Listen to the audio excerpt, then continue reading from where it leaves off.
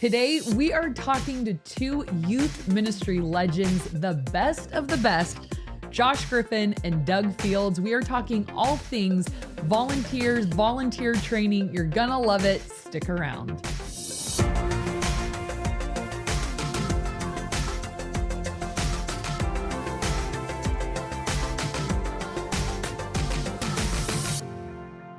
Welcome to the Ministry Coach Podcast, where we give you weekly tips and tactics to help you fast track the growth and health of your youth ministry. My name is Jeff Lascola, and this is Kristen Lascola, and this is a super duper special episode because, sometimes I got to pinch myself that I know these people now, and I'll say friends. That might be too big of a word for them, but say it.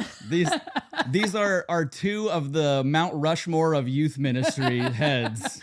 Yes. Already etched in place. Yes, I love that. That is a perfect description because today we're talking to the best of the best. It is Doug Fields and Josh Griffin, which, I mean, we're going to introduce them. They need no introduction. That's what I was going to say. If you're in youth ministry, they need no introduction. The DYM gurus, people who helped me get through some dark years of youth ministry back when it was more than dodgeball, and, Doug Fields' spiral bound sermon notes that I was like, I need something. And it just really got me through. So now, Doug, I think the last time we saw each other was and Josh, what conference was it? It was last year at the National Day of Youth Ministry Training. No, it was. Oh, when you were recording it, you mean? Oh, sorry. I'll be quiet. I know my place. It's okay. We love you. We're kind of Southern California neighbors. So you're in San Diego, and we're where Jesus would live in Orange County. And we've had you up for our DYM 100, which we love. And this year we were so thrilled that you would be part of our National Day of Volunteer Youth Ministry Training. You spoke on drama in youth ministry, and you did such a great job. And I know we're going to talk about that later, but Josh and I are honored to be a part of your podcast, and we're grateful for your voice and role in our little youth ministry world up here in Orange County. Little youth ministry world. Big borders on that youth ministry world. Yes, I'm glad we're so close together, just an hour up the freeway so that we can partner with stuff. And, today we get so many questions from our listeners, from our course members about volunteers. And you guys have been in youth ministry. Okay, like together, how many years has it been? Well, like 100 for him and 10 for me. So it's like, oh my God. Last week I was in Myrtle Beach, and I started youth ministry in 1979. And I asked how many youth workers were not born in 1979. And it was the majority of the room. Let's just say that. So I was 4 years old. I was alive. That means I'm old too. No, so. You aren't. You are old. And what's funny is you look older than me. I've been in youth ministry 40 plus years. I've got 25 in the game. We love youth workers. And so we still serve at our church. So I get to be the junior high pastor. He's marriage and family. We get to do youth ministry every week and download youth ministry, National Day, all that stuff. Yeah. Enough. How about this? Enough years to have some really bad volunteers and some really good volunteers. Ministry without volunteers. And wish you had more volunteers. Really, you can't do youth ministry without volunteers. Well, you can't do healthy youth ministry without volunteers. So I understand why people would have a lot of questions, because it really is one of the foundational or backbone skill sets in developing a healthy youth ministry. Yeah. And I would say, I'm sure you guys agree, it can be a real pain point. Like, not necessarily that the volunteers are a pain, but people want to do a really good job. Like, recruiting is difficult. Keeping volunteers are difficult. Sometimes it's like, now I have them, what do I do with them? Difficult. Not knowing how to steward that gift really, really well. And so today we're going to I would just love to pick your brain on some of the best practices over the years that you guys have done, have seen, have experienced. And I want to start out with kind of a basic question that is so funny because it comes up all the time. People like, especially really new youth pastors, they're like, well, how many do I need? Like, I mean, do I just recruit forever? And but what have you found to be a comfortable ratio? And that could be kind of a vague question, but what would be your ideal ratio? Like the sweet spot between volunteers and students? Is that what you're saying? Yeah. I think the big picture answer is more. That's what Yes. I'm thinking. Really? More. That's what I always say too. Yeah. Sometimes Josh and I finish each other's Sandwiches. Oh, Aren't you cute? Aren't you guys cute? fine. No, the thought really is that I don't think you can ever. One of the things I ask youth workers, I say, how many of you want more volunteers? And the majority of them raise their hand. And then my response is, okay, if I handed you 10 volunteers, how many of you would be thrilled? They raise, you keep going on that. But then the question becomes, what would you do with them if I handed you those volunteers? So let's go back to your original question, ideal ratio. I mean, in the old days, I would say like 1 to 3, 1 to 5. But now I think there's so many uses of volunteers. I don't think if you had 1 to 1, you would have too many volunteers. Because now volunteers don't commit the same way they used to, where they used to commit to Sunday morning and Wednesday night and all the events. I think now sometimes you have to limit your scope and say, okay, and I know it would make my life easier as the youth pastor if you committed to Sunday, Wednesday mission trips, but to get people's time, it's always a fight. And I might need to get some people that are just Sunday morning volunteers, some people that are just Wednesday night volunteers. So I don't know if there's a perfect number. I would just say more, but maybe a better question is, if I got you more than you think you could use, what would you do with them? And I think new youth workers, they need to answer that question like, if I had volunteers, what do I do so they're not just standing around? Because if you want to keep volunteers, you have to empower them to feel like they're not just chaperones. They're not just standing in the back with their arms crossed, making sure a kid doesn't throw a chair through the window. They have to have some engagement in the youth ministry, or they're going to be short-term volunteers. Okay, so could you? Quick answer would be more, and maybe 3 to 1. Let's start there if you wanted to back me into a corner, but I would just say more. Answer or else.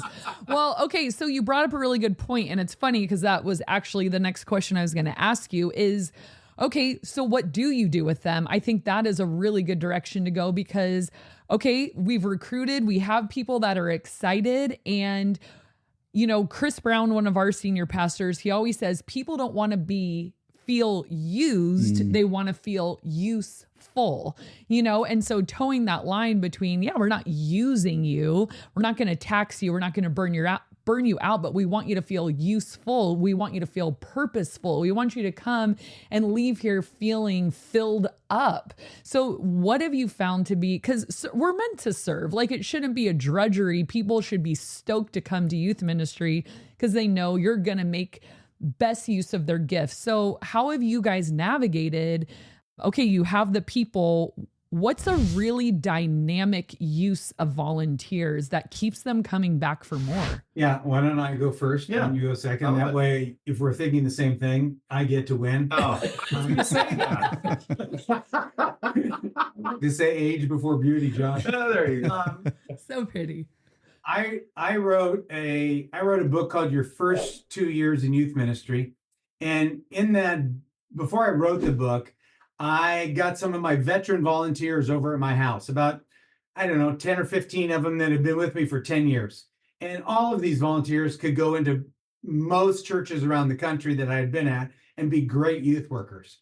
But they're volunteers. And I just got them together and I said, help me understand what makes you a great volunteer. Like, you're invited to my house for this brainstorm session because I'm writing a book and I want to tell young youth workers like how to develop great volunteers. And almost to a person in different words, but what they said was, you help us feel like a pastor. So I think, at your church, you get paid to be the junior high pastor. At my church, I get paid to be the youth pastor, the junior high pastor. But if you can give away that authority to your volunteers and you empower them to be pastoral, which means they're answering questions, they're meeting the parents, they're doing the hospital visitations, they're dealing with the conflict, you're having them solve problems, you're giving them this group of students to pastor. The more pastoral responsibility you give them, really the more empowerment you have to, you've given them to lead.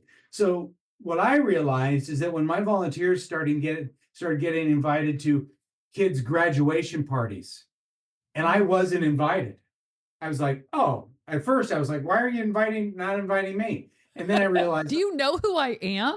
Yeah, I don't. Well, then I thought, I don't want to go anyway. Win-win. So there.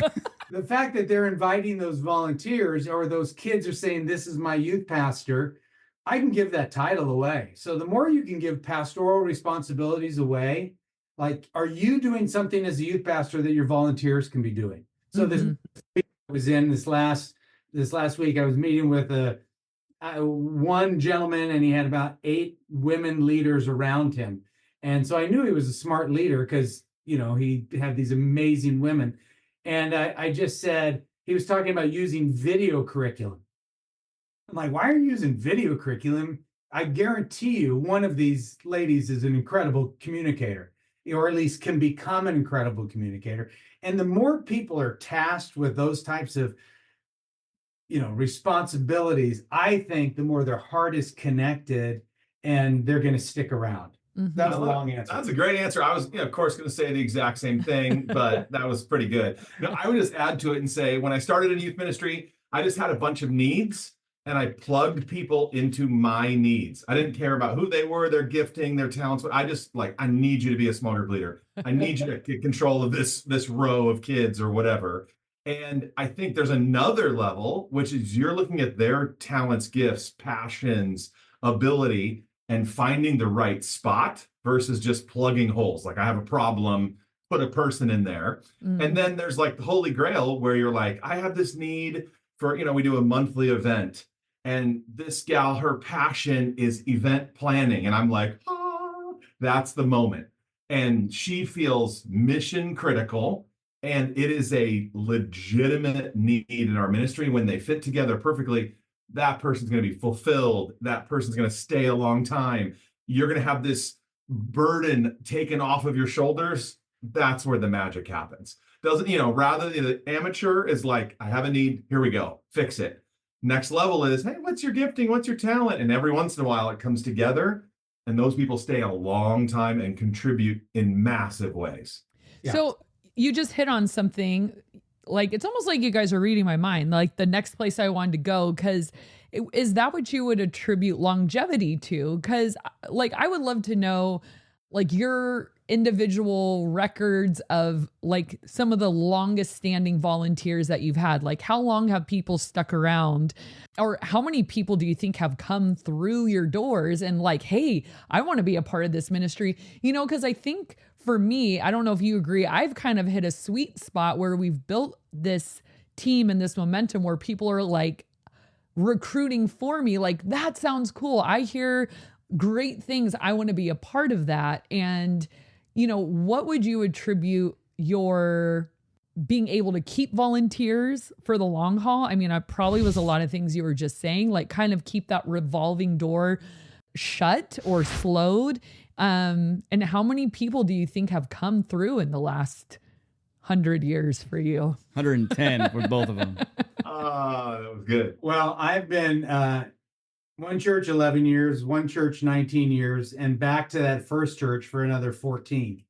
And there have been people that were there before me that stayed after I got there. And I think that's one of the heart pieces that young youth workers, if they're listening, those volunteers are going to outlast you. And that's what you want to set them up to. You're probably going to be transient. I mean, let's be honest, there's few people like you who's been at your church for 20 years doing junior high ministry. Very few people do that. Very few people, even 11, 19, 14, very few people get into the double digits in youth ministry. So I think the framework is to think, I need to develop leaders that are going to outlast me. And in order to do that, you have to do more than find them. Okay, that's the recruiting piece, which has to be ongoing. You never stop because there's always going to be turnover. People are called to other ministries. Yeah, more. More, right. You're Yeah. always on that finding / recruiting. But then there's the training piece. You have to train them. People feel unequipped, they're going to leave. And then one of the things that Josh was just talking about, I would put under the idea of develop. So there's really find, there's train, there's develop. That's where you're meeting one-on-one, like you're an event planner, boom, I've got you here to then, you're not fitting in the box of a small group leader. I want to develop you. If you knew you could do anything in youth ministry and not fail, what would it be? Like you take that leader to the next level. But then there's another piece, and that's sustain. Like, how do you keep people on your team? And that's what you've done. What you described, Christian, is you've created a community. So people want to be a part of your leadership and your junior high ministry. The fact that you've got volunteers that are out recruiting other volunteers means that they found something in that community that they want their friends to have. So when I got to a church I worked at for 19 years was called Saddleback Church, and they had a membership class. And at the end of the membership class, they were just launching people into like 40 different ministries. And I thought that was fabulous. But two, I thought, I want to be in that class. So I asked my pastor if I could teach for, take an hour off of his plate. And I taught every month at that class as we're launching people into ministry, which of course became an infomercial for youth ministry. Like, if you want to be in God's will, you need to serve somewhere. If you want to be in the center of God's will, you need to serve in youth ministry. So brilliant. All that to say, as a leader, you want to find, you want to train, you want to develop, and you want to sustain those leaders. So it's not just finding them. It's not just training them, which we're going to talk about how we've partnered up to do. It's not just developing what Josh just talked about. It's also thinking, how do I keep them? Because people, their time is valuable. And if you as a leader, you don't value people's time, they're going to move out of your ministry quickly. Yep, that's good. I think when we started youth ministry, because it was a long time ago and even longer for Doug, the requirements were high. Like we would have monthly volunteer gatherings. And now we pivot to the, some of that training stuff, and sustaining is virtual or video based. But I think it's encouragement, it's laughter, it's memories, it's, that community helps people stick. Your longevity is going to build the longevity in your volunteers 100%. Yep. Yeah. But to get them to stick, if they got to be, I would say, in your home and sharing meals together and laughing and building memories together. We do, silly stuff too, like bowling nights, and, they're in my house and we're playing Jackbox TV on, together and laughing in memories, and it all matters. It all adds up to volunteers that stick for a long time. What's the longest volunteer that you've ever had in your ministry? I like that question. I think that's fun. I was thinking of the oldest was Marv back in the day, right? Marv was a great volunteer. Yeah, I found Marv when he was 72. I like that. And so that was fun. Then he, I mean, and I got to find him, recruit him, train him. And then I also got to bury him too. Oh, man. Oh, I know that sounds weird, but it was a joy. It was a joy. What a gift, though, right? Yeah. And I'm thinking of a guy named Chip who served. I inherited him in my youth ministry at that same church, and then he's still serving there to this day. Yeah. So I was that. there 13 years, and he was there when I got there, and still going strong now. Yeah. So we love stuff like that. People yes. stick for a long time. I mean, a long time in youth ministry. Youth ministry is like dog years. So every year feels like maybe 7. Right? So I'll take 1. 1 year is great. 2 is anything 3, 4, 5, 7, 12. Amazing. Yeah. Amazing. Right. Well, Christian, how long have you been pastor at your church, junior high pastor? 20 years. 20 years. Wow. Wouldn't you say that like year 8 to 20 has been a whole lot easier with volunteers? Oh yeah. And that's kind of what Jeff and I were talking about the other day. It's like it kind of takes on its own wings, you know, like you build it, you build it, you build it, you build it, and then you get to live in it. And like my sister asked me the other day, like, what's been your favorite season of your career, your youth ministry, your calling? And I said, I think right now, because I built it. So like, I mean, hard work of building, but then you get to actually live in the house, and it's not like it sustains itself. You got to still maintain and upkeep and run it and, you know, keep it nice, but you're not like under this weight of building this thing anymore. Now you have many hands and lots of people in the house, and everyone's helping and everyone's excited. You know, I think the loneliest, hardest years of youth ministry are right at the beginning. And that's why, you know, what a bummer, like when you tap out early, because then you don't get to that sweet spot. You've got to build it first. And volunteers are such a huge part of that. Like without my team, I would have thrown in the towel a long time ago. You know, they keep, like, we give them an opportunity to serve, but I'm sure you guys agree, they give us so much back, like support and fun and encouragement, like friendship. And we might do some difficult things, but if you do it together, it's a lot easier, you know, to hang in there. So what do you guys think, like, how, you know, I love everything you said, and I think so much of it is true, like keeping people, it's taking care of them, right? Like you talked about the fun that you guys have, and I've hung out with you guys.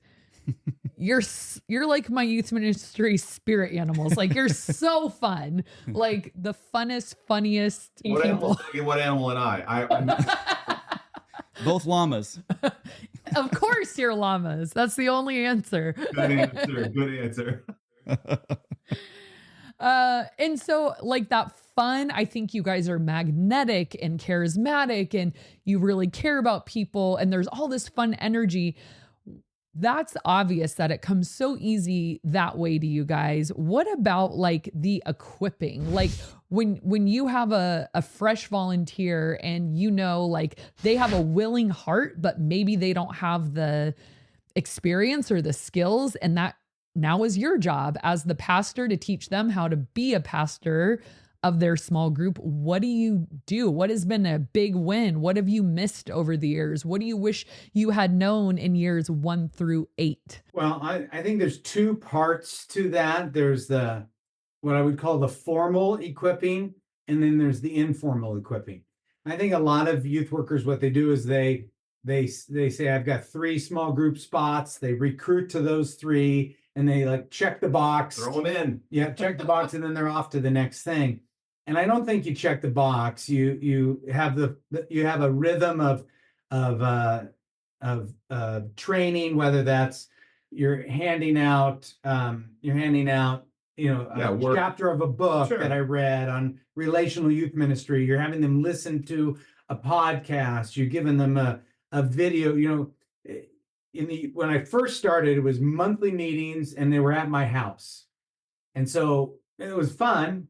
But then I've realized, you know, sometimes what those monthly meetings were information meetings, and people can get information over email now. So when you do a meeting or a training, it's got to be powerful. It's got to be strategic. Use your veteran volunteers to teach it. I think that's a good hack to have. If you've got a volunteer that's been with you for 4 years or longer, you call them a veteran volunteer, and they can teach on what newbies need to know. But there's the formal teaching side, but there's also the informal. And the informal is if I pull Josh aside and say, hey, Josh, I noticed in that group over there, you locked eyes on Joseph, and I love how you were so great with Joseph. But in doing that, you turned your back to everybody else. And I just want to encourage you, like body language or whatever. I'm making this up. But there's that informal where you're just putting your arm around that leader, pointing out the good, like make sure you don't just point out the bad. Josh and I played pickleball today, and he just points out the bad. Like he doesn't point out there wasn't much good to point out. But the few things, I just need the few.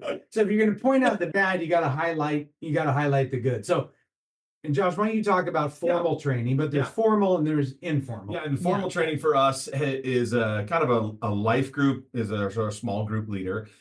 We do a formal training, a couple hours. We have a handbook and a video that we watch. And if I'm honest with you, I got done with that this year and I went, I don't think we did a great job. I think there's some gaps in our training. So we've added a once a month, right before Life Group, we'll give you a quick meal and another training. And I'm going to email a quick video that I shot with the tip of the week or a text-based thing that I forward along. So I kind of am doing some drip trainings as well. And what I'm really trying to do is save our big gatherings for celebrations, for stories, and mission critical stuff that everybody needs to get on the same page about. So I would say reserve your training time for like really big celebratory, here's the kickoff training, drip along the way. Yeah. And then make sure that you do that personal coaching, informal stuff as well. Yeah, and maybe 1 to 3 times a year. Yep. There's big gather, junior high, high school, college, however you do it. Get on the same page. Remind people they're part of a bigger team. Yep. Here are some of the essentials you need training on. The drip training, this is a little self-promoting, but we have something called Youth Ministry University where we've got, 150, I don't even know, 10-minute videos. And they're just short training, how to remember names, how to be a good small group leader, how to lead a cabinet camp, how to get kids talking, how to discipline without being a jerk. Right, how to challenge kids to take the next step in their faith and they're really great. Bite-sized. Yeah, little bites. If you feel like, man, in my youth ministry, we're weak, send it to everybody. Or if you're like, this leader, this one would be perfect for her, send that one to just her and let her dig in on that topic as well. So I wish we could gather more. When I started, same thing. We called it Stakeout. And it was come to the Griffin house. We'd cook steaks on the grill and talk youth ministry training every month. We can't do that anymore. It's just not realistic. Plus, if you do it, you're going to have a certain type of person who's free once a month to come, families with kids or older people that don't want to be out at 8 at night, whatever. So you're also going to limit your pool of volunteers that way. But this type of training, Youth Ministry University, we even used the National Day training for our volunteers, and it's for inspiration and encouragement. And they're like, we're part of not just youth ministry at our church, we're part of this thing that's changing a generation too, which is kind of fun as well. So I like opening up volunteers' minds to know that, man, there is hope for the generation. You're making a difference. And this is one small part of what God's doing across the whole country. Okay, so you guys have Youth Ministry University and this big day, and I felt lucky enough, I got to be a part of it this year, the National Day of Volunteer Training. It was so much fun. And you guys brought in some big guns for that too, which was like, oh my gosh, like Sean McDowell and these names and the way you guys filmed it, it was just fun, and the editing and all that. So tell us, like, that one is a little newer. So like, how would a youth pastor use that? You were terrific. Thanks for being a part of it. We're honored to see it all over the country now too. Yeah. Yeah. So we have an ongoing thing that's called youthministryuniversity.com. And it's just that's the video training, what Josh referred to as drip training, 10 minutes, all kinds of topics. But for 6 years now, we just picked a day. We made it up, the National Day of Volunteer Youth Ministry Training. It's true. Literally made a day. And we had hundreds of hosts all over the country, churches that said, hey, we'll host other people. And we put together a 9 in the morning to 12 training that was all video driven.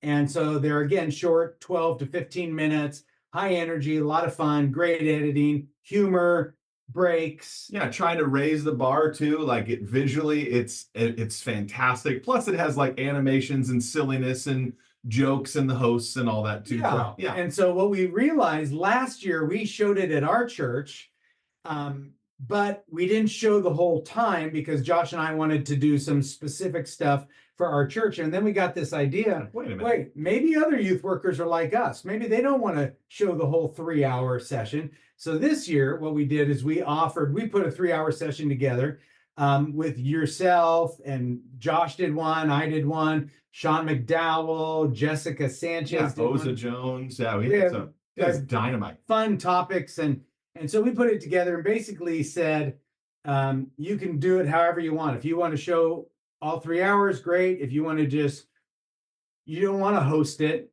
you want to just show it to your own leaders, you can do that as well. So pick a day too, because nowadays there's no one day, although it was very successful, there's no one day that works for every church. You've got this or that or something cooking. And so we said, do your own day, do it at night, make it 2 hours so you can kind of take the pieces that you want and make your own national day. And still all over the country and the world now, which is really fun. Yeah. You're a part of something bigger, but you can make it unique to your context now too. So, and you crushed it. It's been really fun to see. You did a thing on how to deal with drama in your youth ministry, which is perfect. We put you in a drama room for that. Yeah, very meta which moment. I'm not sure that came across as clever as it was for us. Hey, do you want to know a cool... You had to be there. There's one shot that we wanted to make it really establish that you were in a drama room. And so we used AI to add more seats to the side. And No way. That's a true story. I know. Yeah. Wow. I didn't know that until just right now. Yeah, there you go. I mean, the lighting was dramatic. It was like dark with like the one light and all of that was pretty dramatic lighting. But you guys hit it on the head. Like what I loved about it, because I watched it all, it's like, you could make it one big long thing or just little bite-sized things. And the other thing I really loved about it was the discussion was already built in, so there would be a session on like adolescence and anxiety or something like that. And then the volunteers got to talk about it. And it really sets, I think, the youth pastor up for success of not having, I think youth pastors have the hardest time writing curriculum. We talked about like the pain point of recruiting volunteers. But the other question we get all the time is like, where do these resources come from? Yeah. Do you just like write your own stuff? Like, where do you find discussions? Where do you find training? Do you make it up? And I think you just set the youth pastor up for success of like download a massive file and then push play and let's watch a fun, high energy, well put together video in bite-sized chunks. We're eating, we're laughing, we're hanging out, we discuss. You guys want to watch another one? Let's do it.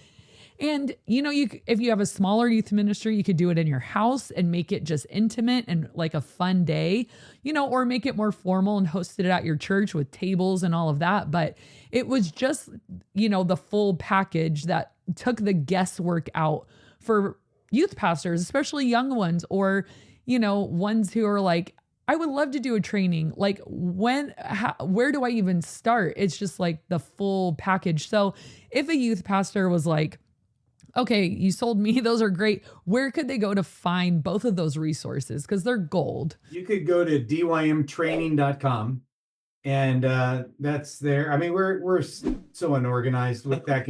dymtraining.com, trainmyvolunteers.com. Youthministryuniversity.com. You can go to download youth ministry. We got too many .coms. We like domains. What can we say? We'll put all the links below. It'll be easy. Yeah. We'll Google all of them and figure them all out for you. Right now, we have over 500 locations across the country that they went to trainmyvolunteers.com and they either signed up to be a host, which means they show it, open it up to their network of youth workers. That's why we picked a day, like September 21st was the day for the last 5 years. And this year we said, we don't care. Pick any date. So people are going to be doing this probably into January because that's another time to train in the new year. Yeah. But all that information is on dymtraining.com. And thank you for being a part of it, Kristen. Thank you for talking about it with your audience. We want to make youth workers' lives easier. And that's why we started Download Youth Ministry, to save people time. Because we can't train your volunteers. We can't disciple your kids. We can't help your parents, but we can save you time so that you can do that. Yeah. And you guys I have on my calendar, at least once a month, I plan out my games, and the last Sunday of every month, it just says DYM. So like we play a runaround game and then this and that. And then the last weekend of the month, all my interns and staff know it's DYM. So either download a new one, go back in our archives, what we've already bought. Cause you guys you just make it so simple. Yeah. And it's good stuff. I don't think we have to compromise on quality. And can I just say, as someone who started out with a shoestring budget, thank you for making things affordable for youth pastors. It was always like, yeah, I would love to have this or that, or like, yeah, who wouldn't? But it's like on my budget, like I'm shopping at Dollar Tree for Christmas gifts for my leaders. So you just know your audience so well, and that comes through in everything you do. So thank you guys. Thank you for saying that. Josh and I have been criticized by every business person for the last 12 years saying you'll never make it. You'll never make it. We hear it a lot. You're not charging enough. And they're not wrong.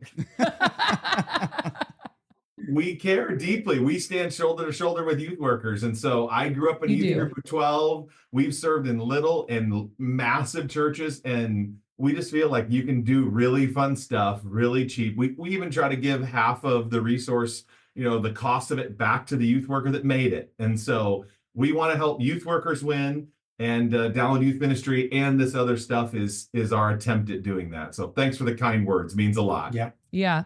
Yeah. So thankful for you guys. Well, thank you for being a part of today. What a treat for us. Yeah. What a treat for our audience. And I'll actually see you guys in a few weeks. I know. We're excited about that.